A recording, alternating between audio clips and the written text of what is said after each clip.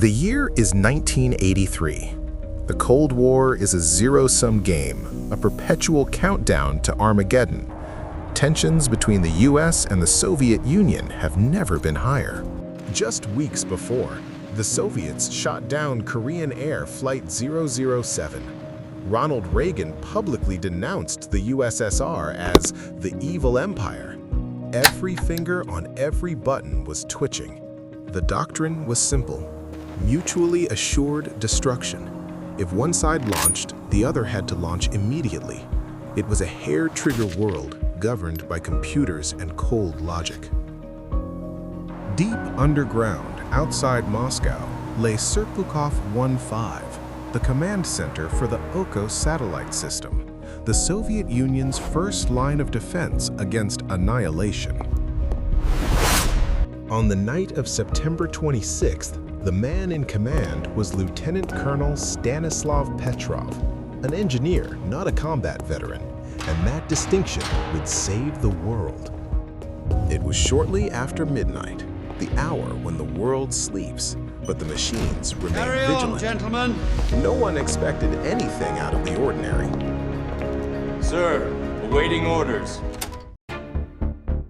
Then, everything changed. A sound designed to stop the heart. The air raids, piercing, insistent, absolute system reported an intercontinental ballistic missile launch from a US base. Confirmation of a hostile act. Before the crew could process the first, the screen updated. A second, a third, a fourth, a fifth missile. 5 confirmed nuclear warheads inbound. The system confidence rating was at the highest level. The computer was certain. This was the attack. This was the moment they trained for. The end of the world. The red telephone began to ring, a direct line to the Soviet General Staff. The protocol was simple: pick it up, report the attack. Petrov here. Petrov had 20 Give me the minutes current until status impact. report. He had mere seconds to decide whether to trust the machine and guarantee war, or trust his mind and risk everything. He was an engineer. He didn't just see a threat, he saw a flaw. He asked the single most important question. A true US first strike would involve hundreds of missiles, a total devastating assault. 5 missiles made no strategic sense. The Soviet ground radar systems, the secondary verification source, were silent. The Oko system was new and notoriously buggy. He knew it was prone to mistakes and had been rushed into service. He called the General Staff, not to report an attack, but to report a system malfunction, a lie that gave him precious, agonizing minutes to confirm his hunch. The countdown was still running. Every second was an eternity. If he was wrong, he would be guilty of treason, having allowed the enemy to strike first. Millions of lives hung on the blankness of one small monitor. At that moment, dawn was breaking over the American Midwest. The sun was rising. The Oko satellite system was orbiting directly above the US. As the satellite's path intersected the rising sun, the sensors received a massive, unexpected burst of light. The computer, blinded and confused by the reflection off high-altitude clouds, interpreted the light as the intense plume of multiple missile engines firing simultaneously. 5 minutes to impact. Petrov checks the ground radar one last time. Still silent. The logic of his doubt grew stronger than the noise of the alarm. Protocol, designed for speed, demanded catastrophe. Petrov chose the contradiction. The 5 missile lines disappeared. The system, confused by the continued sunlight, shut down the erroneous track. The secondary alert system on Petrov's console switched from a harsh red to a calm, steady green. The war had been averted not by advanced systems or diplomacy, but by one man's quiet refusal to blindly obey a machine.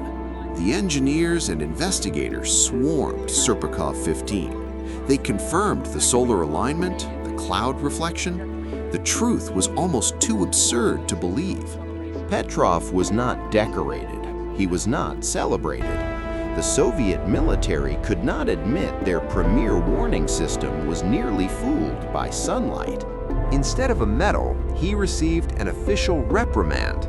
His crime, improperly filling out the duty log and violating strict procedure.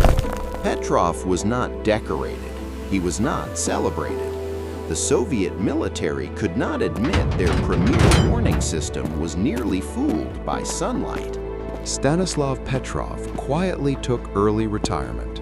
He disappeared into obscurity, moving to a small apartment near Moscow.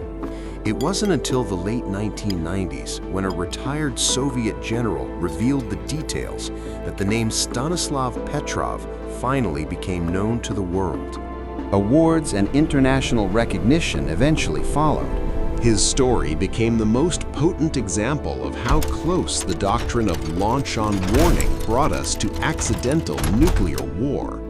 Petrov always insisted he was simply an engineer doing his job, spotting a system malfunction that violated logical expectations. He designed systems for perfect certainty, but a flaw in the system required imperfect human skepticism to save us. He was the human fuse in an automated firing chain. All I had to do was to reach for the phone, to raise the direct line to our top commanders, but I couldn't move. I felt like I was sitting on a hot frying pan. I knew the consequences of being wrong. The world asks, what gives a man the courage to stand against the entire weight of protocol and technology? The answer is not heroism, but the cold discipline of an engineer who understands that machines, no matter how advanced, will always have flaws. The greatest moment of the Cold War was not a launch, but the decision not to launch. Remember Stanislav Petrov. Because he chose to wait, because he chose to doubt, the sun rose that morning. And because of him, we are here today to tell this story.